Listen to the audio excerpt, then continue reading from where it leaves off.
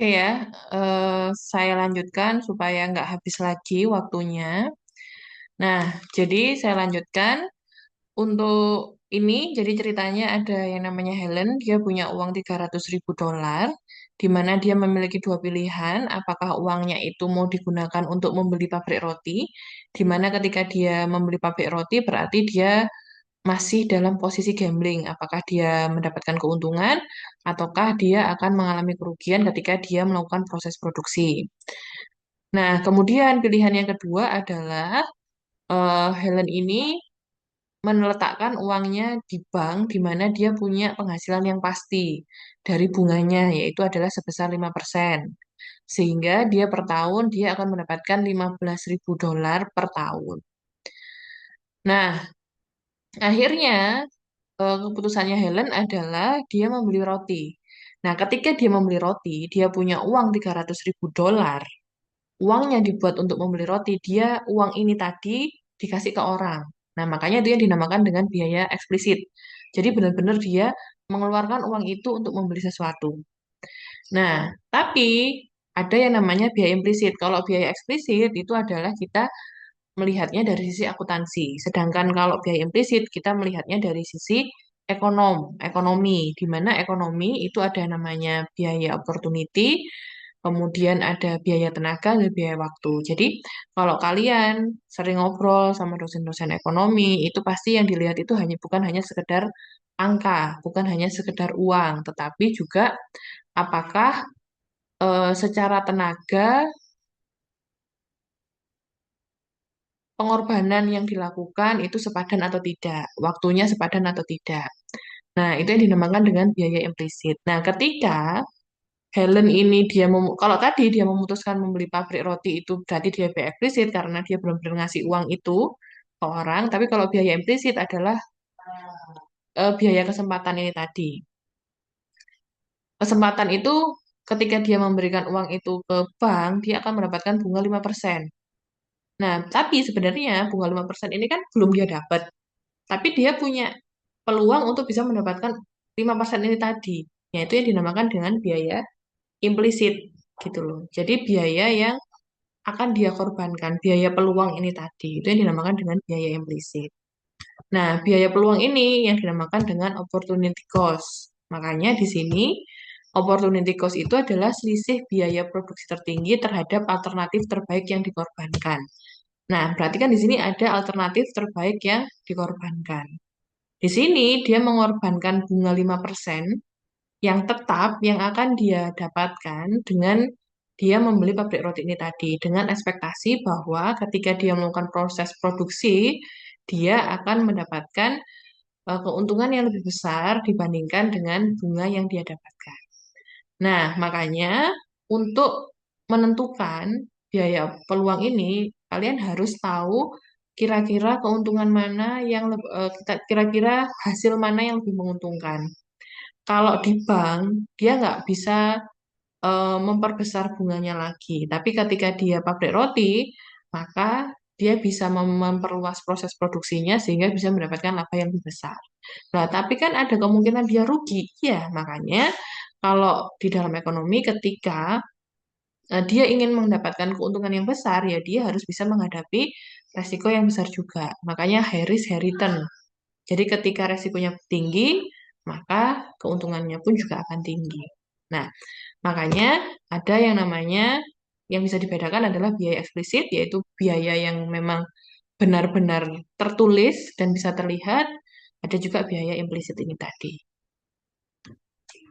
Nah ini, jadi ini ya, kalau untuk ekonomi, jadi lensa ekonom, ini lensa akuntan, total revenue itu ada economic profit, kemudian ada implicit cost. Implicit cost itu tadi dia tidak mengorbankan biaya peluang yang merugikan, kemudian juga dia tidak mengorbankan waktu, dia juga tidak mengorbankan tenaga yang besar.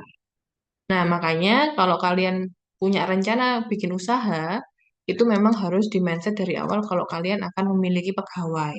Nah, kenapa? Karena ketika kalian punya mindset di mana kalian hanya pengen jualan, terus kemudian dapat untung, ya akhirnya yang kalian lakukan hanyalah berjualan untuk hari ini. Nah, ketika kalian punya mindset, kalian punya pegawai, maka mindsetnya akan berbeda. Bukan hanya pengen dapat penghasilan untuk hari ini, tetapi juga bagaimana supaya usahanya berkembang, supaya keuntungannya bisa lebih banyak, supaya kalian bisa santai, supaya kalian bisa punya cabang, dan lain sebagainya. Nah, ini jadi kalau yang ekonomi itu ada tiga, economic profit, implicit cost, tentunya juga ada explicit cost. Sedangkan kalau akuntan itu accounting profit, kemudian ada explicit cost. Nah, keuntungan ekonomi itu selalu lebih kecil dari keuntungan akuntansi karena ekonom menghitung biaya peluang yang tersembunyi. Nah, itulah kenapa lebih kecil karena kan contohnya tadi, bunga 5% itu belum tentu dia dapatkan. Tapi ketika dia melepaskan itu, ya dia akan mengorbankan eh, kemungkinan untuk mendapatkan bunga itu tadi. Gitu. Nah, ini hukum hasil yang menurun atau law of diminishing return. Jadi gini, kalau tadi produsen dia memproduksi, dia memperhatikan biaya-biaya itu apa saja, ada biaya implisit, biaya eksplisit, ada biaya opportunity, makanya produsen itu harus memilih produksi yang seperti apa yang dia ambil.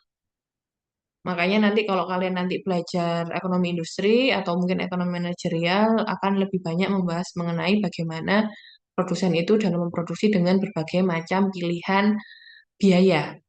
Nah, sekarang kita masuk pada yang namanya kurva eh, produksi. Di sini ada kuantitas output, kemudian di sini ada jumlah pekerja atau labor. Kemudian apa sih yang dimaksud dengan law of diminishing return? Nah, supaya kita bisa tahu law of diminishing return itu, kita bisa melihat dari kurva ini. Dari 0 ke 1 ini ya, kemudian 0 ke 50, 0 ke 50, 0 ke 1 itu bisa dilihat bahwa jaraknya sangat jauh. Kemudian eh, dia sangat curam. Dari 1 ke 2 masih sama. Dari 2 ke 3 mulai mengecil jaraknya. Dari 3 ke 4 tambah lebih kecil lagi. 4 ke 5 mulai landai. Kemudian 5 ke 6 menjadi lebih landai. Nah, ini yang dinamakan dengan law of diminishing return.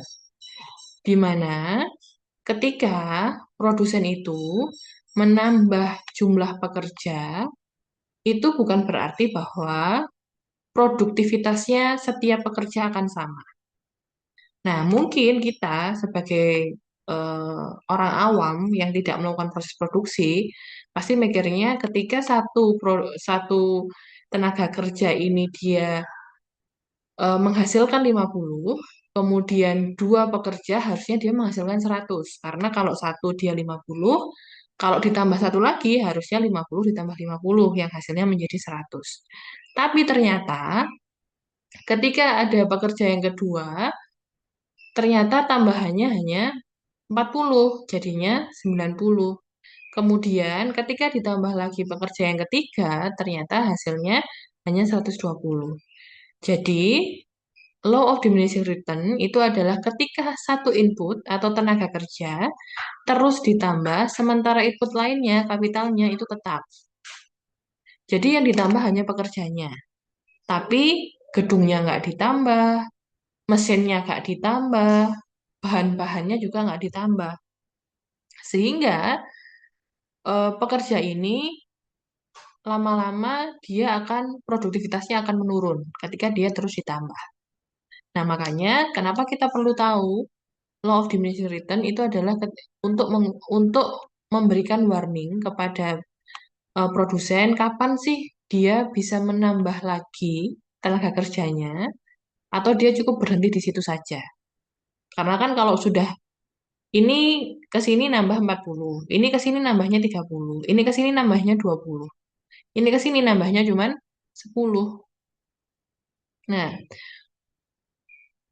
Untuk mengetahui marginal produk itu adalah tambahan output pertambahan satu pekerja adalah ini rumusnya, yaitu adalah delta Q per delta L. Mungkin kalian di matematika ekonomi sudah belajar ini. Nah, ketika di 4 sama 5 lama-lama menjadi mendatar. Makanya kalau ini sampai produsennya nambah pekerja lagi, lama-lama dia akan turun, turun, turun, turun, bahkan menjadi minus. Nah, ini kurvanya. Ada stage satu, ada stage 2, kemudian juga ada stage 3. Di stage satu masih aman karena masih naik, sampai stage 2 dia masih aman karena masih naik. Kemudian stage 2 kalau dilanjutkan lama-kelamaan akan menjadi turun. Jadi total produknya ketika pekerjanya ditambah terus lama-lama akan menjadi turun. Ini untuk total produknya. Total produk ini diturunkan menjadi average product dan marginal product di sini. Nah, ini ada pertemuan antara average product dengan marginal product. Produsen itu harus sudah berhenti untuk menambah tenaga kerjanya adalah di titik ini. Ketika AP itu bertemu dengan MP. Kenapa? Kok harus di titik ini? Karena kalau dia terus-terusan menambah eh, tenaga kerjanya, lama-kelamaan marginal produknya minus. Kalau marginal produknya minus, berarti ketika produsen itu menambah satu pekerja, justru malah pekerja itu tidak menghasilkan produk. Atau mungkin mesinnya cuma 5, di mana satu mesin itu dioperasikan oleh satu orang. Kemudian pekerja ini produsennya itu nambah terus sampai akhirnya menjadi 10. Akhirnya kan ada lima pekerja yang tidak bekerja. Nah, ketika 5 pekerja ini tidak bekerja, itu lama-lama menjadi minus. Itu yang awalnya pekerja ini adalah aset karena sudah bisa menghasilkan produk, bisa menghasilkan profit, tapi lama-kelamaan itu justru menjadi beban. Nah, bisa dilihat itu kurvanya. Kurvanya ada stage satu, makanya stage 2 dan stage 3, makanya produksi yang rasional itu berada di stage 2 karena itu masih aman, karena marginal produknya tidak minus.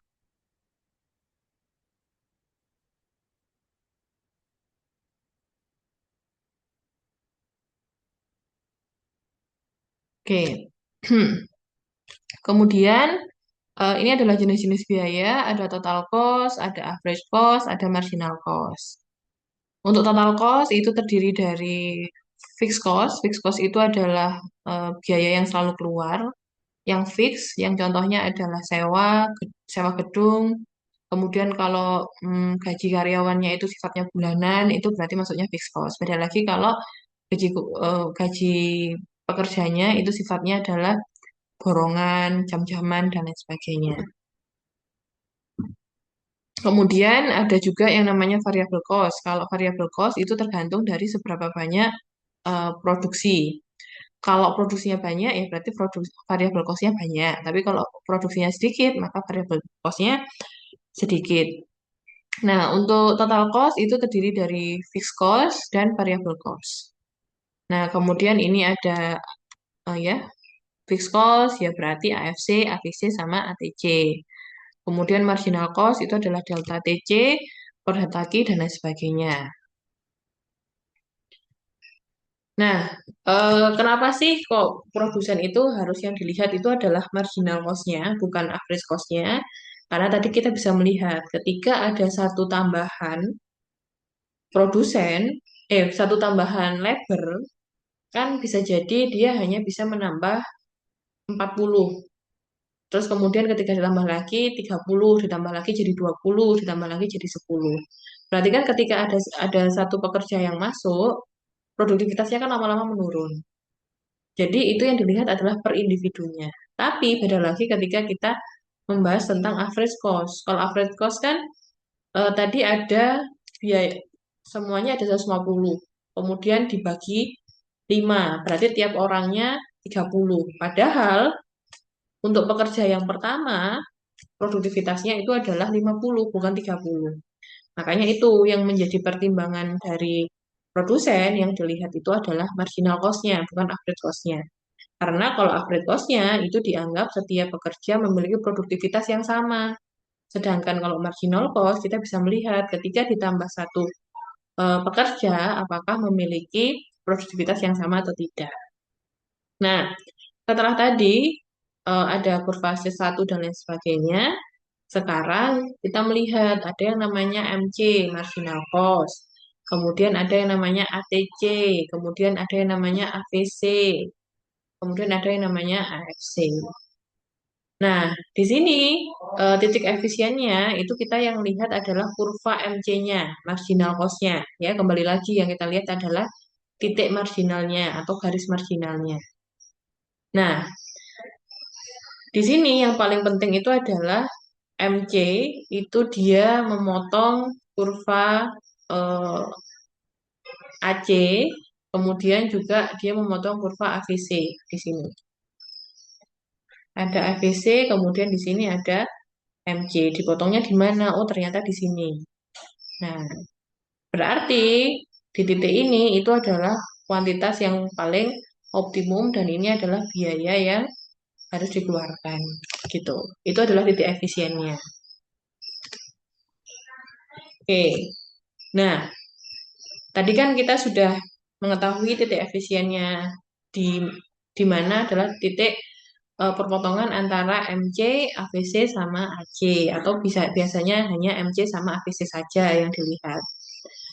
Nah, eh itu adalah titik di mana produsen harus memproduksi kuantitas yang paling efektif atau kuantitas yang paling efisien dan biaya yang paling efisien. Nah, dalam memproduksi, yang namanya produsen itu pasti berbeda. Ketika produsen awal, itu biasanya dia masih dalam tahap belajar. Karena biasanya produsen awal itu dia hanya memproduksinya sedikit, tidak banyak. Makanya ada berapa banyak jenis produksi. Ada increasing return, ada constant return, ada decreasing return. Bentar, saya izin dulu.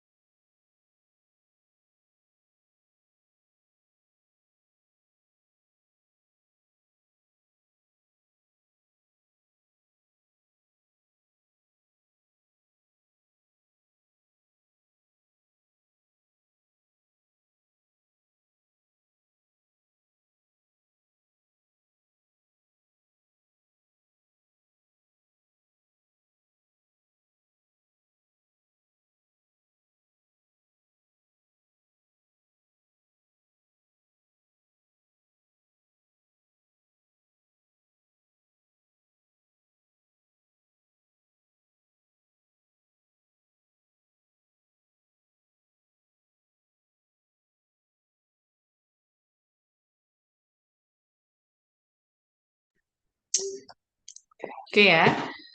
Jadi ada yang namanya increasing return di mana produsen ini dia melakukan proses produksi kemudian hasilnya itu naik. Jadi contohnya adalah ketika produsen ini menambah satu input, maka output yang dihasilkan lebih dari satu. Itu yang dinamakan dengan increasing return. Kalau constant return itu adalah ketika dia menambah satu input, maka output yang dihasilkan itu tetap sama-sama satu. Tapi kalau decreasing return itu adalah ketika eh, produsen itu menambah satu input, maka dia, bentar ya,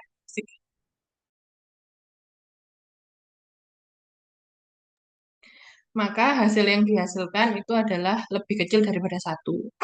Nah, untuk rumusnya, di sini ada fungsi outputnya, yaitu adalah kuantitas sama dengan ini ya, berarti kuncinya adalah di sini, di kuadrat ini. Kemudian kalau yang decreasing maka dia dikurangi dengan CX kuadrat ini tadi. Nah, kalau increasing maka average cost-nya lebih besar daripada, bentar.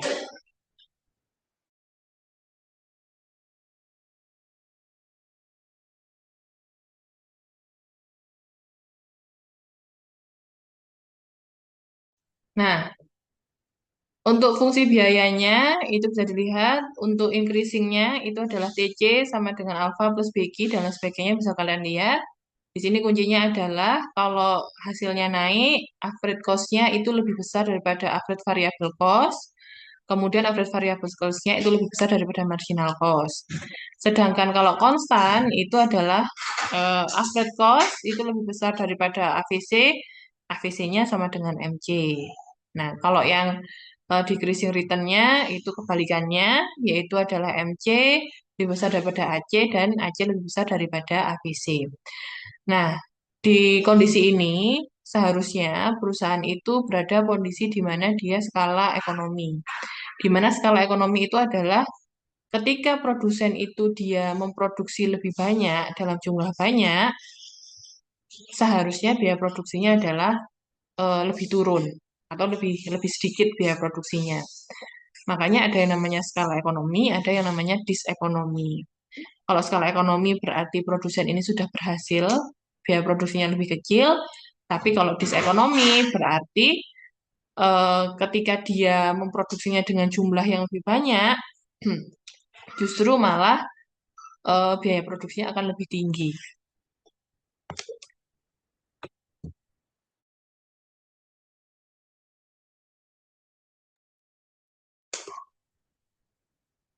Nah, oke, itu tadi ya. Jadi ada disekonomi, ada skala ekonomi. Di skala ekonomi pun juga ada yang increasing return, ada decreasing, kemudian ada yang eh, konstan. Nah, kalau teman-teman ingat, ketika kita belajar pengantar ekonomika, ada yang namanya isokuan, kemudian juga ada yang namanya isokos. Di mana isokuan, kalau kuan itu berarti kuantitas, sedangkan kalau kos itu adalah biaya. Nah, untuk mengetahui seberapa banyak sih yang harus diproduksi, kemudian kapitalnya berapa, kemudian labornya berapa, biaya produksinya berapa, maka ada yang namanya pertemuan antara kurva isokuan dengan kurva isokos. Di mana kurva isokuan itu adalah yang melengkung itu. Melengkung itu adalah jumlah dari kapital dan labornya. Sedangkan yang garis lurus dari kiri atas ke kanan bawah ini itu adalah isokosnya atau anggarannya atau biayanya. Nah, di sini ada tiga tingkatan ya dari yang paling dalam ini, kemudian tengah, kemudian yang paling luar. Ketika paling luar itu menunjukkan bahwa biayanya lebih tinggi, sedangkan kalau yang paling dalam itu biayanya paling rendah. Nah, karena tujuannya adalah untuk memaksimalkan laba dan kemudian eh, strateginya adalah dengan meminimalkan biaya, maka yang diambil itu adalah yang sebelah sini. Karena ini biayanya paling kecil. Kan kalau yang garis ini biayanya paling kecil. Nah, di sini produsen itu meminimalkan biaya jangka panjang dengan memilih titik di mana kurva isokosnya itu menyinggung isokan terendah. Nah, gimana kalau seandainya produsen itu ngambil yang tengah? Ya, biayanya tinggi, tapi jumlah kapital sama jumlah labornya tidak memenuhi biayanya. Jadi, akan banyak biaya yang terbuang. Makanya yang paling ideal itu adalah ketika kurva isokos itu bertemu dengan kurva isokuan. Mungkin dari sini ada yang mau ditanyakan dulu sebelum saya lanjutkan. Ada yang masih bingung mungkin karena kemarin pengantar ekonomika eh, alurnya beda.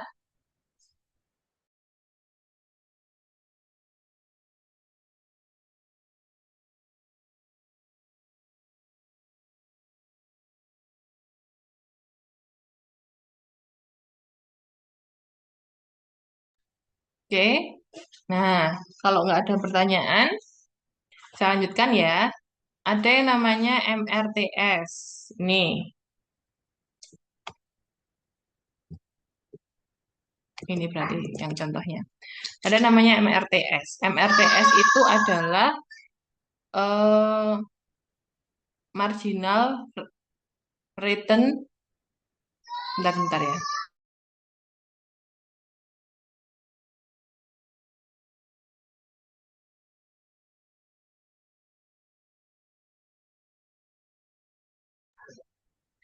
MRTS itu adalah marginal return to scale. Jadi kalau MRTS itu punya marginal rate technical of substitution itu adalah MRTS. Kemudian ada juga MRS. Kalau MRTS itu punyanya produksi, kalau MRS itu punyanya konsumen. Makanya kalau kemarin belajar perilaku konsumsi atau perilaku konsumen di indifferent curve itu kan ada yang namanya MRS yaitu marginal rate substitution. Kalau yang punyanya produsen itu ada teknikal. Teknikal itu berarti menunjukkan bagaimana teknik ubah-ubah atau perubahan teknik yang dilakukan oleh produsen.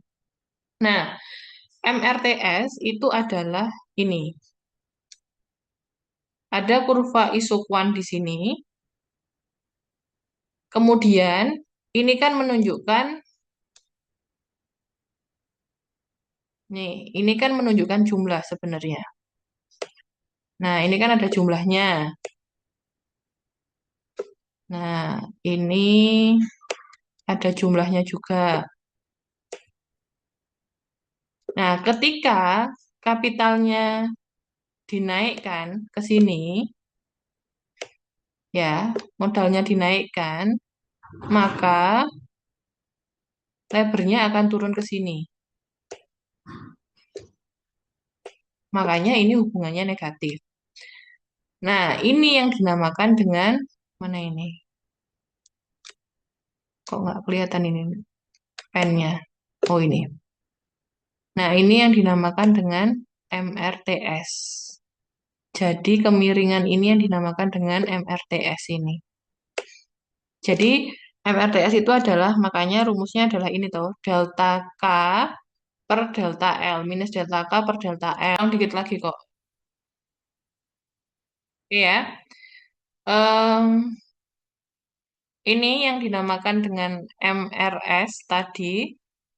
Jadi ada, kok nggak kelihatan sih pennya ini. Nah, ini ya. Jadi kalau ketika kapitalnya naik, seberapa banyak lebarnya akan turun, itu yang dinamakan dengan MRTS. Makanya rumusnya adalah seperti ini. Jadi delta, delta itu adalah selisih.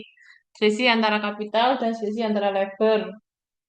Nah, kemudian eh, selanjutnya ini adalah kurva produksi. Ini ada biaya, ini ada kuantitas. Ini adalah skala produksi yang ekonomi yang tadi saya jelaskan di daerah sini. Kemudian ini adalah skala produksi yang tidak ekonomi atau disekonomi.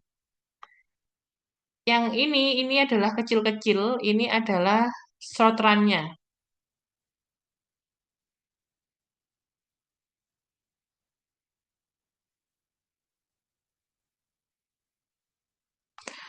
Oh my God. Nah, oke. Ini adalah skala produksi ekonomis, kemudian ini skala produksi tidak ekonomis. Ini adalah short run, ini adalah long-nya. Ini adalah long run average cost-nya. Jadi long run itu adalah gabungan dari short run ini tadi. Ini skala produksi ekonomi dari ketika biayanya segini, maka produksinya sebesar ini ya, sebesar kecil. Ketika produksinya banyak, maka biayanya akan lebih kecil. Gini, ini kan biaya, ya kan? Enak ini kalau ketemu langsung. Ini biaya, kemudian ini adalah kuantitas. Ketika kuantitasnya hanya segini, biayanya sebesar ini.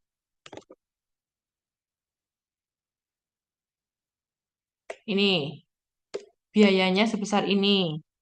Nah, ketika ini adalah biayanya di sini, produksinya semakin banyak. Kemudian ketika biaya produksinya segini, maka biayanya sebesar ini. Ini yang dinamakan skala produksi yang ekonomis. Jadi semakin banyak yang diproduksi, maka biayanya akan semakin rendah. Terus kemudian yang ini, titik ini dinamakan dengan skala ekonomi atau yang dinamakan dengan constant return yang di sini. Yang ini adalah increasing tadi, yang ini adalah decreasing. Kalau yang ini ketika outputnya sebesar ini, maka biayanya akan semakin tinggi. Itu yang dinamakan dengan tidak ekonomis. Nah, ini adalah dalam jangka panjang, seperti ini. Sedangkan yang kecil-kecil ini, ya, yang kecil-kecil ini adalah dalam jangka pendek. Kalau jangka pendek juga ada yang namanya skala produksi ekonomi, juga ada skala produksi tidak ekonomi. Nah, ini kan ada satu, ada dua, ada tiga. Sebenarnya itu banyak banget. Contohnya seperti ini. Bentar, saya kasih contoh dulu.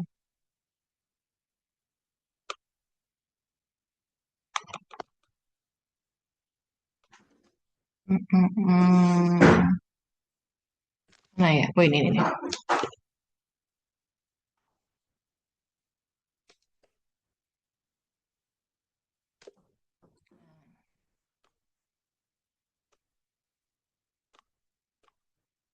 Saya share screen dulu bentar.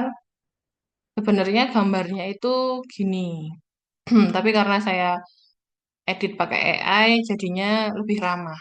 Tapi kalau kayak gini, biasanya mahasiswa itu langsung puyeng dia lihatnya.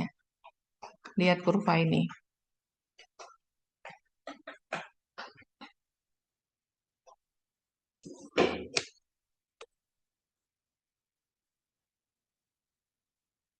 Nah, nih, kelihatan ya.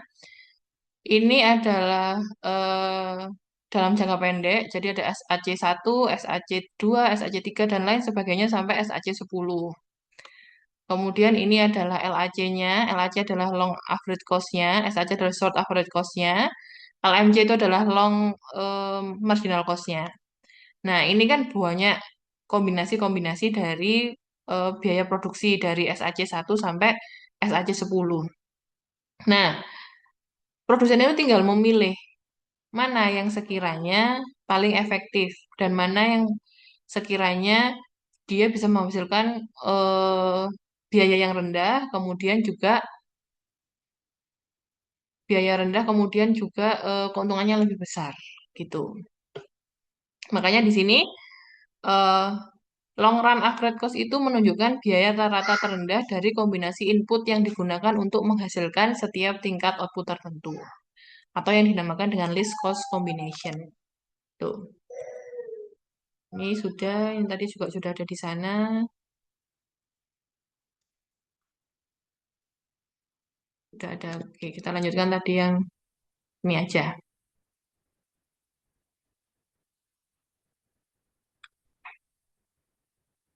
Nah, kemudian di sini bisa dilihat bahwa untuk mencapai efisiensi dalam proses produksi itu ada tiga hal. Bisa dari teknologinya, di mana kalau perusahaan yang dia baru saja berdiri, biasanya adalah perusahaan ini membuat produksinya hanya lebih sedikit, sehingga biayanya lebih tinggi.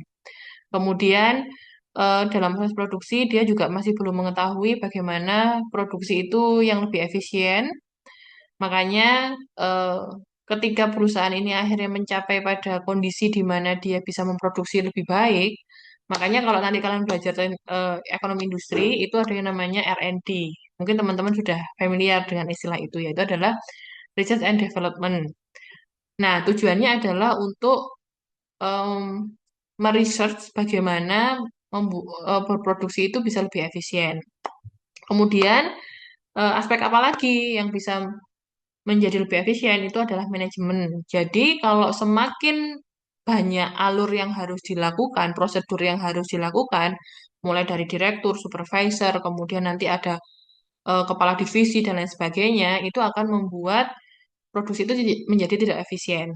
dan biasanya informasi itu tidak tersampaikan dengan baik. Kemudian yang selanjutnya adalah sumber daya manusia. Jadi kalau seandainya produksinya sudah tidak banyak, bisa mengurangi sumber daya manusia. Tapi ketika produksinya apa ini? Oh, referensi. Oke, sebentar.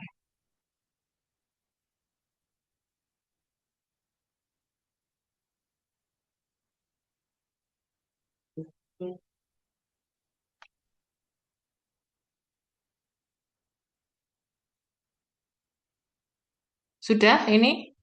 Sudah masuk ke yang satunya?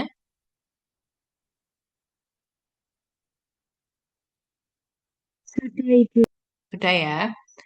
Nah, ini slide yang terakhir. Jadi intinya adalah seperti itu. Ini ya, teknologi, manajemen sama sumber daya yang bisa diotak-atik supaya bisa mencapai produksi yang efisien. Kemudian di sini adalah ini tugas sih sebenarnya, nggak usah dibahas lebih dahulu. Dari sini ada yang mau ditanyakan, silahkan mengenai perilaku produsen, biaya produksi. Silakan kalau ada yang mau ditanyakan. Oh ya, mungkin teman-teman yang dulu masih belum pernah dengan saya, untuk PPT-nya tidak saya bagikan ya untuk PPT dari saya, karena saya sudah membagikan bukunya, tapi nanti untuk yang mikro akan saya bagikan menyusul. Karena gini, biasanya